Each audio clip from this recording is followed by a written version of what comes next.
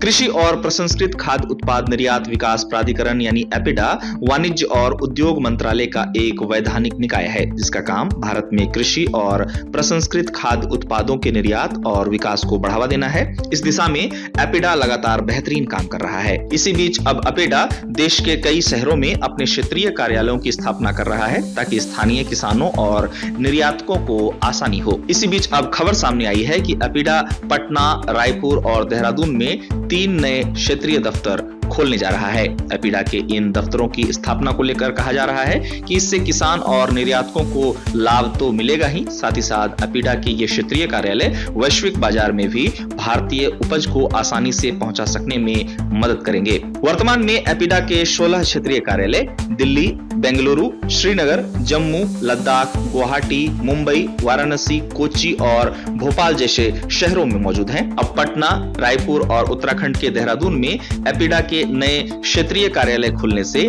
भारतीय कृषि उत्पादों को वैश्विक बाजारों तक अपनी पहुंच बनाने में और मदद मिलने की उम्मीद की जा रही है। गौरतलब है कि 2024-25 में भारत का कृषि निर्यात 50 अरब डॉलर को पार कर चुका है। एपिडा की कोशिश है कि इसे और बढ़ाया जाए। इन कोशिशों में अनाज, जैविक उत्पादों, प्रसंस्कृत फलों और जूस जैसे नए उत्पादों को वैश्विक बाजार में ले जाना शामिल है। बता दें कि खासकर जीआई टैग वाले उत्पादों के निर्यात को बढ़ाने की कोशिश लगातार जारी है। इसके साथ ही एपिडा अंतर्राष्ट्रीय चावल अनुसंधान संस्थान यानी कि IRRI के साथ मिलकर बाजरा और चावल से नए वैल्यू एडेड प्रोडक्ट्स तैयार कर रहा है। साथ ही निर्यात किए जाने वाले उत्पादों की पैकेजिंग को बेहतर करने का काम भी लगातार जारी है, ताकि उत्पादों की ताजगी उपभोक्ताओं को फिर से खरीद के लिए प्रेरित करे। गौरतलब है कि agricultural and processed food products export development authority यानी एपिडा का काम निर्यात के लिए उत्पादों से जुड़े उद्योगों का विकास करने के साथ ही निर्यातकों के रजिस्ट्रेशन, गुणवत्ता मानक तय करना और पैकेजिंग और मार्केटिंग